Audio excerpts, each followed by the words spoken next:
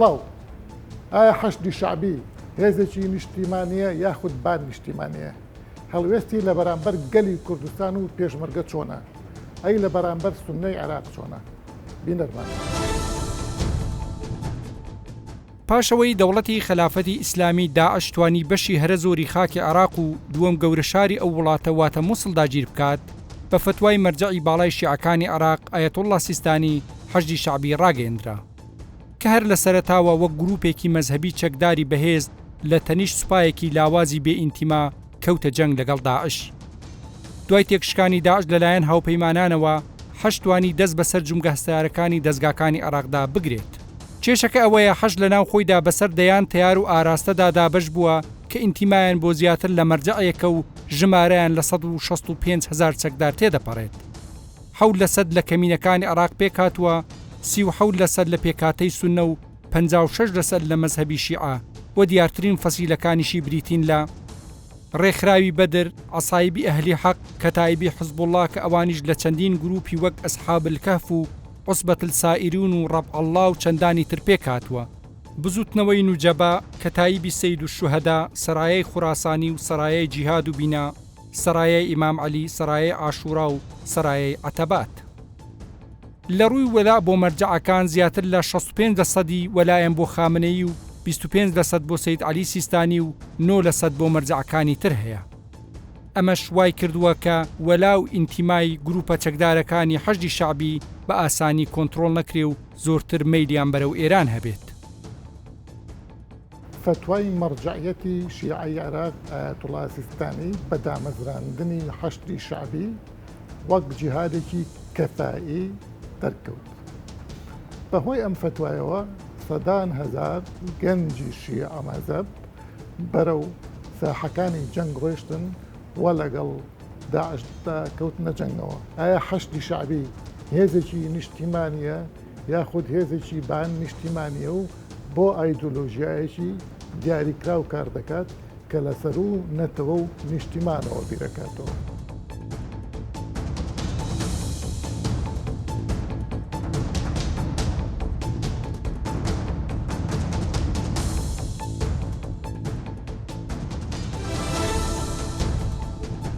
حەشدی شعبی لە دوای پەلامارەکانی داعش دروستە بێت لە عێراق 2014. بەڵام دوجارە بێتە واقعێک خەریکە عێراق هەمووی قوتە.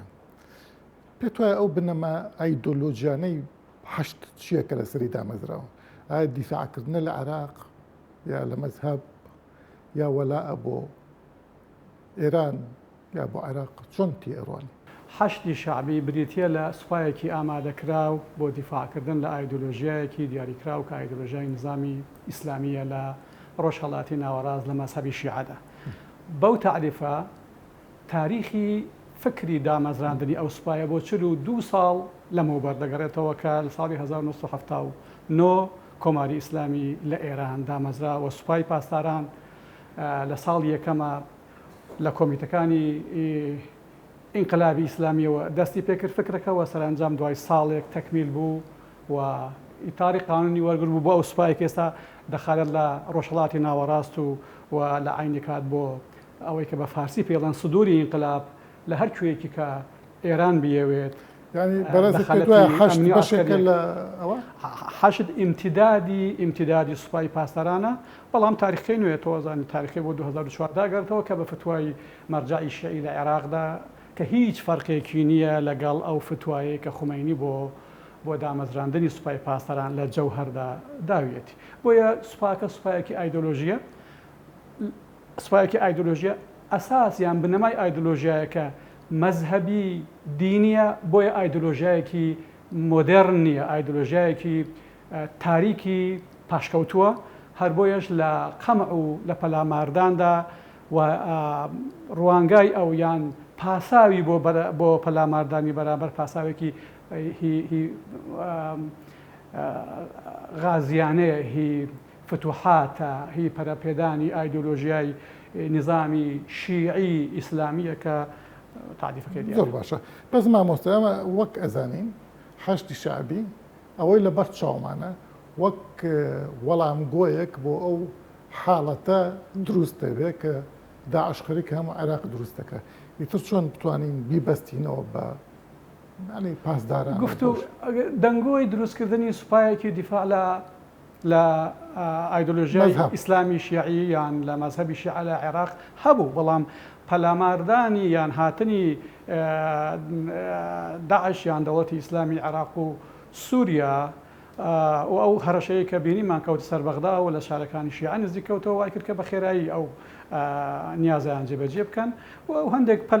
پەلەی تێکەوت، بەڵام ئەگەر بە منەظەمیش جێبەجێیان کردبایە فەرقێکی بچووک لە بینی سوپای پاسداران و لە بینی حەشتی شعبی هەیە پەیوەندی بە فەرقی کولتوری نێوان دوو وڵاتەوە هەیە. لە ئێراندا لە وڵاتێکی 2500 ساڵەی خاوەن کولتورێکی دۆڵەمەندە کارکردی ئایدۆلۆژیای شیعی ئیسلامی لە مەجای عەسکەری دیمەنێکی کەمێک پێشکەوتوانێ پێوە بوو. لە عێراقی کە مەرکەزی بەدووی ئیسلامیە کە نیزامی ئیسلامی بەعام لەسەر دامەزرا، دروستکردنی حەشتی شعبی و سەرکردەکانی و ئەو فەرهەنگەی کە یان ئەو کولتوری کە لە پشتیانە کولتورێکی بەدەوی پەلاماردەری دژی مەدەنیەتە، بۆیە ئەبینین جیاوازیەکە فقط لەوەدایە، بەڵام لە هەدەفتا یەکن. باشە، بەس ئێمە جیاوازی لە بینی مەدرسەی قوم و مەدرسەی نەجەف ئەزانین، یعنی ئەو ویلایەتی فەقیه ئیمانی پێێتی، ئەم باوەڕی بە ئیمانی بە ویلایەتی فەقیه نییە، یعنی پێت وایە دیسان هەمان شێوازن هەردووچیان لە ئیزداری فتوا بۆ شەڕە فتوا لە بینی ئایەتوڵڵاکانی مەزهەبی شیعەدا تاریخێکی نزیک لە چەند سەد ساڵێ هەیە، تازە نییە. هەندێک لەوانە فتوای زۆر جیاوازیان داوە کە حتا کەمێک بە دەرچوون لە دینی ئیسلامیش حسابەکرا. خۆ لە بیرمان نەچێ محەممەد عەلی شیرازی باب یەکێک بوو لە ئایەتوڵڵاکانی کە لە نەجەف ئەی خوێند و گەڕایەوە ئێران وەوە بزوتنەوەیکی نوێی دووسر کە زۆر لە مەزهەبی شیعەش دوورکەوتەوە، بەڵام هەدەفەکانی ناو مەزهەبی شیعی هەندێک لەگەڵ خۆی هێنا. بۆیە بەلامانەوە سیر نەبێت لە بینی فتوای ویلایەتی فەقیهی خومینی کە ڕوانگای خومینیە بۆ ئەوەی کە ئەگەر نیزامی ئیسلامی بە شێوەی جیهانی دابمەزرێ دەبێت چ مۆدیلێک بێت. مۆدیلەکەی لەسەر ئەساسی فقهی شیعە بە تەفسیری خومینیە. لێرە لە عێراق دەبێت جیاوازی هەبێت لە بینی دوو کولتوری زۆر لێک جیاواز، تەنانەت کە مەزهەبەکەیان یەکە، بەس لە تاریخدا ئەم دوو کولتورە زۆر دژیەکەن. ئەنی هەتا ئەدیب و بەشێکی زۆر لە ڕەوحانیەکانی مەزاج ئەدیبی ئێرانی لە نووسینی خۆیاندا خۆیان ناپارێزن لە بەکارهانی کەلیمەی تازی. تازی لە زمانی فارسی کلاسیکدا یعنی عەرەبی بەدووی لە تاختەن لێدان و وێرانکردن و بەدواکەوتنەوە هاتووە. جا کاتێک ئەم دوو کولتورە ئەو هالێک جیاواز بن و دوو زمانی کە مەزهەبی شیعی پێبەڕێوەچێت، یەک عەرەبی کە زمانی مقدسی مسلمانانە لە عێراق و زمانی ئەسیلی بەدووە، لەولا زمانی فارسی کە مەزهەبەکەی کە پێبەڕێوەچێت زمانێکی کۆنی ئاریایی بە ڕەگۆڕیشەی تقریباً غەیرە دینی، تاکید ئەو خلافاتانی تیابێ، بەڵام لە هەدەفدا یەکن. باشە، لە ئێستادا پێت وایە حەشتی شعبی دیفاع لە عێراق ناکە، ینی پێت حەشتی شعبی تا ئێستا لەژێر تەئسیری ئێراندایە. بۆچی؟ لەوانەیە زوو بێ ئێمە بڵێن کەنجینی ئەوانە لەژێر تەئسیری ئێران کەمێک دوور دەکەونەوە. لە زمانی فاشیزم لە عێراقدا مەبەستم باسی سەدام حوسێنە، ئەمانە هەمویان لە ئێران پەنادرابوون و بڵێنیان نەڵێن تەکوینی سیاسی ئایدۆلۆژیان لە شارەکانی ئێران بووە و من خۆم لە قوم ژیاوم ئەزانم چۆن بایەخیان بە حوسێنیەکان و بە مەوکیبەکانی هی عێراقیە ئەدا ئەوانەی شیعەوە چۆن پەیوەردیانەکردن. و زۆر ئاساییە هەروەکو چۆن وەختی خۆی دوای شۆڕشی بەلشەوی هەموو ئەو چەپانێکە لە دنیاوە ئەچوون بۆ سۆڤێت ئەگەرانەوە بەشێک لە ڕەفتار و کولتور و ئەتەکێتی سۆڤێتیان لەگە خۆیان دێنە، ئەمەی عێراقش بەنسبەت گەران وایە. مامۆستا ئەمە بمانەوەیان نە بەڕێزت باسەکەی حەشتی شعبی خاوەنی مەزهەبی شیعە، کورد و سونە لەم بینەیە، ینی ئەوان چۆن لەگەڵ ئەم دوو تایفەیە ئەم دوو مکەونەی عێراقا معاملەکە. یەکێک لە تایبەتمەندیەکانی هەموو ئایدۆلۆژیەکانی کوردستان و لەگەڵ ئەویشدا لە پێشەوەی هەمویاندا نظامی سیاسی لە کوردستان لەسەر ئەساسی مەذهبی نییە و تاکو ئێستاش لەنێو کۆمەلگای کوردستاندا شیعە و سونە حساسیەتی لەسەر نییە. سەرباری ئەوەی کە ئێستا بۆ ماوەی نزیک 17 ساڵە لە عێراق شیعە زاڵن، بەڵام تاکو ئێستاکە لە ناو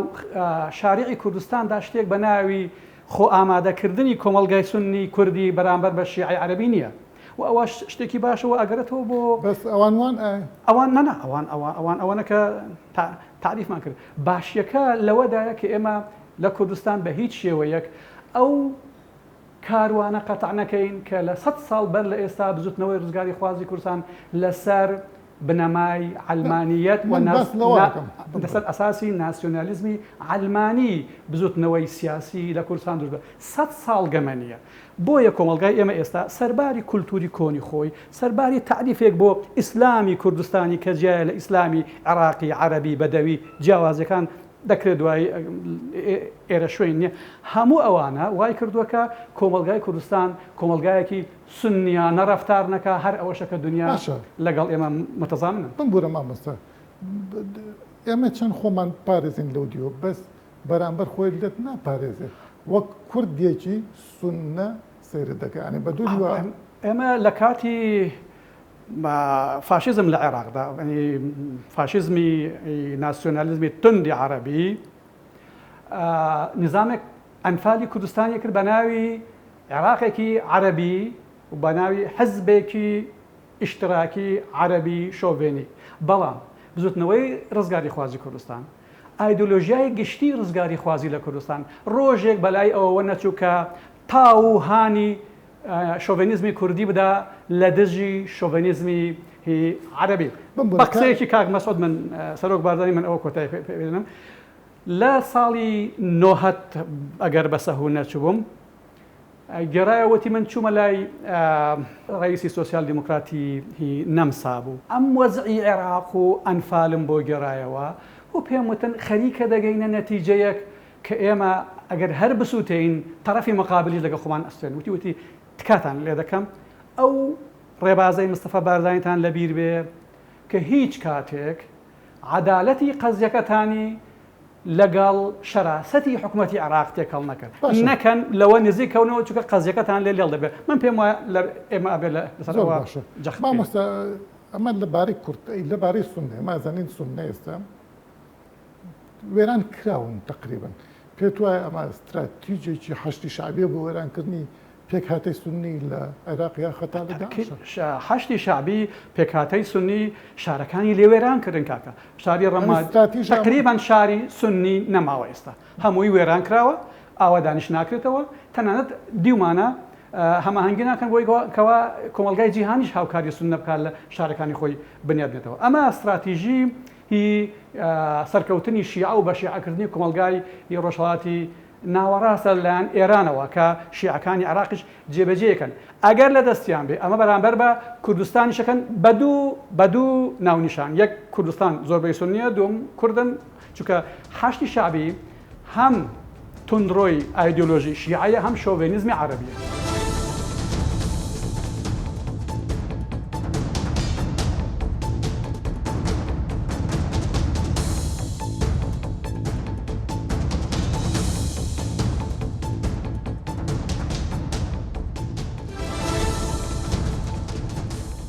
مەسەلەی حەشتی شعبی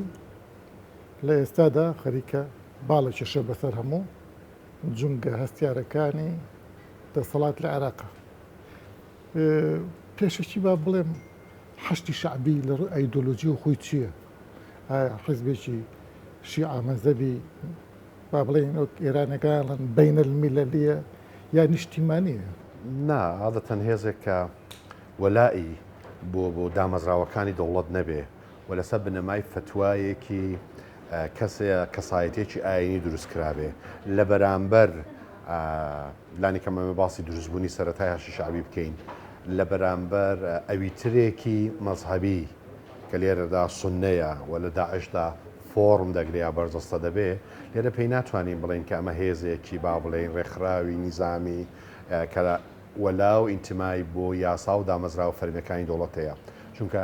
ئایدۆلۆژیا بەگشتی و بە تایبەت لێرەدا مەزهەب و ئاین سنوور ناناسێ هەروەکی کۆماری ئیسلامی بڕوای بە سنووری دەوڵەت نەتەوە نییە بڕوای بە سنووری ئومەت هەیە بڕوای بە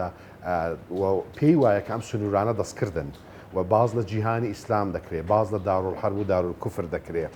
و باز لە ئومور قوڕای جیهانی ئیسلام دەکرێت یعنی واتە ناوەندیەتی کە لێ ڕادیارە ناوەندیەتەکە بەپێی ئایدۆلۆژیای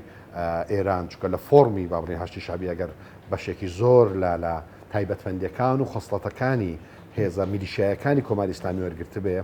کەواتە لێرە ئەم هێزە هێزێکی مەسڵەبی و تایفیە کە بۆ ئامانج و مەبەستی ئایدۆلۆژیایش بەکاردێ کاتە ئەمانە هەموو جیای دەکاتەوە لە هێزێکی ڕێکخراو کە ئینتمای بۆ دەوڵەت نەتەوە و کەسێکی دیاریکرا و هەڵبژێردرا و لانی باش بێ مناسبە ئوستاز ئایا نەئەکرا لەو کاتێک کە فتوا درا بۆ حەشتی شعبی هەر ئایەتوڵای سیستانی فتوای بایە بۆ جەیش کە خەڵک بچنە ناو جەیشەوە لە ناو جەیشەوە وەکو خۆی ئەڵێ جیهادی کەفایی بکەن پێویستەکرا با بڵێن هێزێکی میلیشایی سێبەر یا بەرامبەر بە سوپا دروست بکرێت لە ڕاستیدا ئەمە جێگەی مناقشەیە و ئەمە ئێستا باسی لەوە دەکرێت کە ئەو باسی لە دامەزرانی هێزێکی تایبەت نەکرد لە فۆرمی ئێمڕۆکە دەیبینین کە هێزێکی هاوتەری ببێ یا پەڕێل لەگەڵ هێزەکان کە لە هێزە فەرمیەکانی دەوڵەتیش بەهێزتر بێ و سەروی یاساژ بێ ئەوەی کە ئێمڕۆکە دەیبینین و تەنانەت دەسەڵاتی سیاسی و دامەزراوەکانی دەوڵەتی بکەوێتە ژێر کۆنتترۆلی ئەو جۆرە با بڵێن بانگەوازێک بوو بۆ با بڵێن بۆی کە بە پیر ئەم با بڵێن هێزە سەربازیانە ئەندامگیری ئەم هێزە فەرمیانی دەوڵەتەوە بچێت لە بەرامبەر مەترسیەک بەڵام کەسایەتی سیستانی و هەروەها ئەو مۆدێلەی کە کۆماری ئیسلامی لە پشتیەوە بوو و ڕووداوەکان وای کرد کە ئەم هێزەی لێ دروست بێ لە ڕاستیدا ئێستا باز لەوە دەکرێت کە مەبەستی سیستانیش ئەمە نەبووە چکە سیستانی زۆر بە حەزەرە لەمانە ئەی بۆچی فتوا نایەت ئێستا بە ئیلغاکردنەوەی ئەمە بەڕاستی کێشە و پرسەکەیە کە ئێستا ئەوەنە گەورە بووە لە بیرمان نەچێ ڕۆژێک لە ڕۆژەکان هەر بەشێک لەم گروپانە پێش دروستبوونی هەشابی هەڕەشان لە خودی سیستانی دەکرد و مەترسێکی جدی لەسەر گیانیشی هەبوو کەواتە دەتوانین بڵێن بە جۆرێک لە ئاسی ناوخۆ و بە پاڵ پشتی کۆماری ئیسلامی لە هاو کێشە سیاسی و هەواڵگیری و سەربازیەکان هەشتی شعبی بەهێز بووە کە تەنانەت سیستانی کە ئێستا ئەم هێزانە جۆرێک لە جۆرەکان ڕەوایەتیەک لە فتوای سەرەتایی ئەو وەردەگرن ناتوانێت لە بەرامبەریان بوەستێتەوە و مەترسیەکە هەر ئەمەیە و تەنانەت لێرەوە بە فتوایەکی مەرجعێکی عراقی با بڵێن ئەگەر لە دووکەوانە ئەتواسستانی بە ئێرانی دانەنین مەرجعەیەکی عەرەب با بڵێن جۆرێک لە عەرەب ئێرانی تەنانەت وای لێ کرد کە بەشێکی زۆر لە وەلایەکە بگوازرێتەوە بۆ ئایەتوڵا خومێنی و پاشان ئایەتوڵا خامنەی ئەوەی کە وێنەکانی بەرز دەکەنەوە و بە ئاشکرا وەلایی بەشێک و دابەشبوونێک لە نێوان هێز شعبیەکان دەبین لانی کەم سێ ڕەوتی هێزە وەلایەکان هێزەکانی سەر باوا بڵین بە سیستانی ئەوانەی کە با بڵین مەرجعەتیان ناگەڕێتەوە بۆ ئێران و هێزەکانی کە خۆیان بە نیشتیمانی دەناسن لانی کەمەوەی کە سەدرریەکان بڵێ کە بانگە شێوە دەکەن ئەمە نیشان دەدا ئەم با بڵین ئەم جۆرە لە ئەژدیایەت لە جامەکە دەرچوو و ئێستا لەژێ کۆنتترۆلی ئەو دانیە مامۆستا پێتوانی هەر بەگشتی حەشتی شعبی وە شیعەوە هەموو حرکاتی دینی شیعە زۆرتر پابندن بە مەرجعێکەوە ئەو مەرجعە با بڵێن کە ئێستا خامنایە لە عالەمە لەژێر قسە دەرناچن بەمانای ئەمە حرکەتێکی نیشتیمانی نییە لەوانەیە ئەگەر ئایەتوڵای خامنایی پیان بڵێ عێراق بسووتێنن دوودڵ نەبن لە سووتاندنی عێراق دوو پرسەیە وەهی وتم ئەم سنوورانە لە ئایدۆلۆژیای تۆگە بگەڕێەوە بۆ ئایدۆلۆژیای دایک لێرە ئێمە پێویستە باز لە ئایدۆلۆژیای دایک بکەین کە ویلایەتی فەقیها و ئەو فۆرمۆڵەی کە بۆ حکمڕانی و سیاست و ڕوانگەی بۆ دەوڵەتی نەتەوە هەیتی و ڕوانگەی بۆ پەیوەندی دەرەکیەکان و بە دوژمن یان ئەویتری ناسنامەی خۆی هەیتی ئەگە بگەڕێنەوە بۆ ئەم ئایدۆلۆژیا دایکە و لە فۆرمی ویدا بۆ نمونێ هەشتی شعبی دەبینین ئێمە با بڵین حیزبە سیاسەکان لە عێراق و پەیوەندیەکانی هێز و ئەمانە دەبینین ئەم ڕوانگەیە بۆ هێزەکانی ئەمریکا دەبینین پەیوەندی نێوان خەڵک و دەسەڵات دەبینین جۆری وەلاکان دەبینین بگەڕێنەوە بۆی لە کڕۆکی ئەودا لێرە سنوورە با بڵێ نێودوڵەتیەکان لە چوارچەوەی دەوڵەت نەتەوە بە فەرمی ناناسێ زیاتر لەسەر سوورە بڕوااییە عقیدەتیەکان پێدا دەگرێت و بۆیەشە باوەڕی بەنەتەوە و بە نیشتیمانیش نییە نیشتیمان بە معنا ئیسلامیەکەی هەیەی کە جیهانی ئیسلامیە سنوورە جوگرافی نەخێرم سنوورانە بە فەرمی ناناسێ بە دەستکردی وڵاتانی زلهێز و ئیسیعمار دەیناسێنێ بە دەستکردی وڵاتانی کافر دەیناسێنێ و بۆیەشە ئاوا دەکا کە کۆماری ئیسلامی دەتوانێت پەل باوێت تا عراق و سووریا و لوبناان و لەو بەرەوەی یەمەن و تەنانەت ئەفغانستان و پاکستان ینی هەر شوێنێک بەپێی ئەم بنەما بڕواایانە و بنەما ناسنامەیانە کە لەسەر ئەم ڕەگەزە ناسنامەیە بڕواایە بنیاتراوە ئەگە ناسنامەی کۆماری ئیسلامی ئێمە با بڵین ورتر بکەینەوە ئەوان دەڵێن هەر شوێنێک سنووری مسلمانانە و مسلمانێکی لێە لێرە باس لە شیعناکەن زۆر دەبێ ئاگاداربین باسی مسلمان دەکەن ئەو شوێنە شوێنێکە کە بە جیهانی ئیسلام دەناسرێ و خۆیان ڕەوایەتی دەدەن بە خۆیان کە لەوێ دەستێوەردام بکەن و بزوتنەوەی بەرگری بەکاربێنن و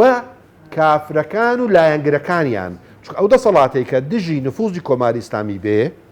و بە جۆرێک لایەنگری لە ڕۆژاوە بکە ئەوە بە لایەنگرەکانی کوفر و لحاد دەناسڕێ ئەوە دەبێت بچێتە دەرەوە بڕوخێندرێ و بۆیەش دەبینین نەو شوێنانی کۆماری ئیسلامی نفوزی هەیە ئێمە بەشێک لە فەوزا و لاوازکردنی دامەزراوە پێتوانێ بمبورە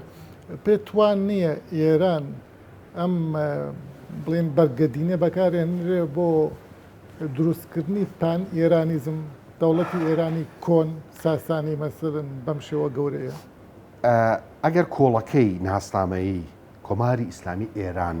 وەربگرین بریتی نییە لە تەنیا لە ڕەگەز یا کۆڵەکە ناسنامە شیعی یان ئاینیەکە چەند کۆڵەکەیەکی هەیە کە لانی کەم دوو کۆڵەکە سەرەکەکەی بەشێکی دەگەڕێتەوە سەر ئەو ناسنامە مێژوئیە جوگرافیایە کە لە چوارچێوەی ئێرانی گەورەی کللتوریدا دەیناسێنێ بەشەکەی تری بریتە لە ئاین و مەسەب بۆی دەبینین لە هەر شوێنێک چە لە ئاسی ناوخۆیی لە بیرمان نەچێ بۆ وەرگرتنی ڕەوایەتی پێویستی تەنیا بە کۆڵەکە مەسەبیەکە نیە تەنپی کۆڵەکەی تریم مێژوئی کولتوریەکەشی کە لە ئێران و ئەو چەمکی ئێرانیزم کە پاشان لە ئەدەبیاتی مۆدرن بە پان ئێرانیزم دەناسرێ لەوێدا هیندێک جار بۆ چی فراوانخوازیەکانی و چی وەرگرتنی ڕەوایەتی کەڵک لەم ڕەگەزەی کە ئێوە قستانە ڕوو دەبینێ بۆیە نابێت لێمان تێک بچێت کۆماری ئیسلامی تەنیا بریتی نیە لە ئەکتەرێکی ناسنامەی من باسی ناسنامە دەکەم کە تەنیا بریتی بێت لە ئایدۆلۆژیایەکی ئیسلامی و بەڵگە دلیل لەسەر ئەمەش ئەوەیە کە لە ئاستی پەیوەندە نێودوڵەتەکان و سیاسەتی دەرەکیدا زۆر جار زۆر پراگماتیستە واقعگەرایە لە پەیوەندەی نێودوڵەتەکان و ئەمەش دەگەڕێتەوە بۆچی بۆی کە ئەم کۆڵەکە ناسنامەی تری بەکاردێنێ بۆ پاراستنومانەوەی خۆی بەڵام کڕۆکەکەی ئەم ئایدۆلۆژیا مەسەبی شۆڕژ گێرانەیە کە خۆیان پێناسەی دەکەن باسی ئەوت کرد کە ئەوەی لەگەڵ ئەوان نەبێ بە کوفر و یاخود لە ئەنگری کوفری ئەزان پێت وایە ئێستا کوردستان و پێشمەرگە بە تایبەتی لەناو ئەو بازنەیە ئەبینرێ لای ئەوان بالمناسبە ڕێک مەقالێکی زانستیم لەسەر ئەمە بڵاو کردەوە بە ناوی ڕەگەزە ئاسایشەکانی کۆماری ئیسلامی و خوێندنەوەی بۆ هەرێمی کوردستان و پێشمەرگە نمونەی ڕەفراندۆمم هێنایەوە کە بۆ هەست بە نائاسایشی دەکەین ئەوانەی کە ئەوان هەست بە نائاسایشی دەکەن چییە؟ بەپێی ئەم بنەمان ئاستامەیانە بەڵێ هەرێمی کوردستان بە ئیسرائیلی دووەم دەناسێ ئەم چەمکە زۆر مەترسیدارە و ئێمە بینیومانە چۆن ڕەوایەتی بە هێرشەکانی هەشتی شعبی و گوشارەکانی کۆماری ئیسلامی و دژایەتی ڕەفراندۆمی سربەخۆی هەرێمی کوردستان کرا لە چوارچێوەی ئیسرائیلی دووەم ئەوان بڕواان وایە کە هەر هێزێک هەر ئەکتەرێک ئەگەر بیهەوە یەکگرتووی جیهانی ئیسلام تێک بدا و بە جۆرێک لە دەرەوەی ئەم گوتارە پەیوەندی لەگەڵ ئەکتەرە سەر و هەرێمیەکان هەبێ کە لێرەدا ئەمریکا و ئیسرائیل ئەوان وەکی دوو ئەکتەری نەیاریان ئەویتری ناسنامەی خۆیان پێناسە دەکەن و لەم ڕێگەیەوە ڕەوایەتی وەردەگرن ئەم ئەکتەرەش بەشێکە لەوە و دەبێت ڕوبەڕوو بەرەنگاری ببنەوە بۆیە باس لە هیندێک چەمک دەکەم خۆم لەو مەقالەیەدا لەو بە ئارتیکڵەدا کە بۆچی هەست بە دڕاوکی ئاسایشی دەکا و چۆن هەرێمی کوردستان دەخاتەوە ئەو دیوی با بڵێ سنوورە ناسنامەیەکانی خۆی و لەم ڕێگەیشەوە و لەم ڕێگەش ڕەوایەتی بۆ لێدان لە هەرێمی کوردستان و هێرشەکان دەبینێتەوە سەیری ئەدەبیاتی با بڵێن ببورن سەیری ئەدەبیاتی ڕۆژنامەکان کە لە 2007 پێشەوەی کە ئەوان من دووباری دەکەمەوە لە چەند کات و شوێنی تریش داوتومە لە نووسینەکان و لە چاپێککەوتنەکان هیچ کاتێک عبادی ئەم ئەکتەرە بەهێزە نەبوو بتوانێت ئەگەر ئێرانی بە تەواوی لە پشت نەبا لە پاڵ گوڵۆپی سەوزی ئەمریکا هێڕەشە و هێرشی ڕاستەخۆ بکاتە سەر هەرێمی کوردستان. باڵادەستی گروپە چەکدارەکانی حەشدی شەعبی عێراقی لە وڵاتی پێکاتەکانەوە گۆڕیوە بۆ دەوڵەتۆچکەی گروپە مەزهەبە توونڕەوەکان کە ئایندەی سیاست و پێکەوە ژیانی خستۆتە مەترسیەوە.